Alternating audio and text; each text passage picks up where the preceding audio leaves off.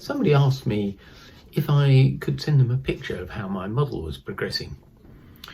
As this is the size of a single bed in quite a small room, it's a bit tricky getting a decent picture. So I decided I'd make a short video. This is it. You can blame whoever asked me the question. So the ship, the original ship, was built in 1794, and it was built in France and then captured by the British 2 years later. And it's the ship which is the basis of the series of novels by Patrick O'Brian about Captain Jack Aubrey and his surgeon Stephen Maturin. And it was made into a film called Master and Commander, which starred Russell Crowe. This is a 24th scale model. It is meant to be sailed, it's blown by the wind, and the controls are radio controlled sails. There is no propeller, no motor. So it's a funny mix of quite good detail, but also some fairly basic practical bits and pieces to make sure it actually works.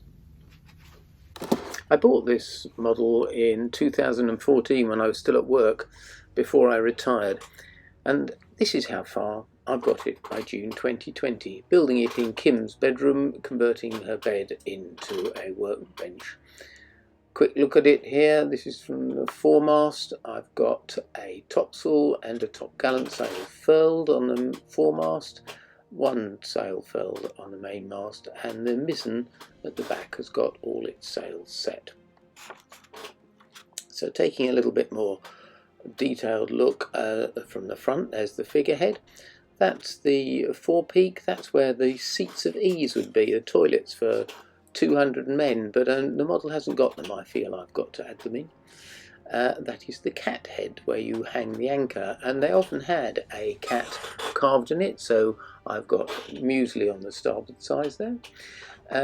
That's one of the small cannons at the front, 6-pounders. I've added in quite a bit of detail in terms of the gears.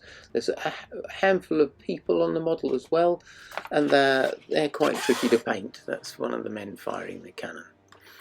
We've end of the foredeck there's the bell, and there's the ship's boats lashed down to the skid beams. Moving on to the poop, you can see there's the capstan. I'm still rigging the guns. There's the steering wheel with another one of the figures in it. And as I say, I've made quite an effort to put a number of the rigging detail in. So all these carronades. These are the channels. They're actually where the shrouds are fit to hold the mast up. But I haven't actually done any of that yet. And that's quite a big job putting that bit on. So this is running down the side. You can see there's the row of cannon. There were 34 cannon, I think, altogether. And you come to the stern galley. That's the officer's toilet there on the side of the ship. And when you go round to the very stern, you can see the windows of the captain's cabin. A little bit more detail. Here's the ship's boats. They lift off so that you can see the main deck. There is the main deck and all the cannons on. As I say, I've added rigging to all those cannons. And here, looking under the poop, you can see those would be the pumps for pumping out bilge water. And that's an elm tree pump, another hand-operated pump. Everything's hand-operated, of course. There's no. Under the foredeck, still on the main deck, is the stove where all the cooking was done. I've added some meat in. You can see it being cooked on the spit roast on the front of it. I've added a light in to make it look like it's actually firing. You'll never see that when it's running. And just having a look at the mizzen, that's the only one with the sails, the actual sailing sails set on it. So you've got a topsail and a topgallant. There's the wheel, nice bit of detail on the wheel, but there you can see the way the sails are held is a little clip and rubber bands. Most of the rubber bands had rotted that they sent me, so I've now got a kilogram of little rubber bands. I've added the detail of foot ropes onto some of the masts as well.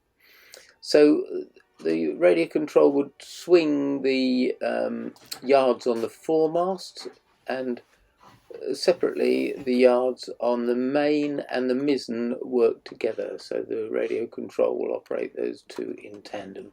There's a third one for operating the square sails, the sails at the back. So that's how it's looking at the moment. I am increasingly confident she'll be ready well ahead of her official commissioning on Sunday the 18th of July 2021, when I will be 70 and you're invited to Midland Sailing Club. Let's hope the weather is kind and we're all safe then.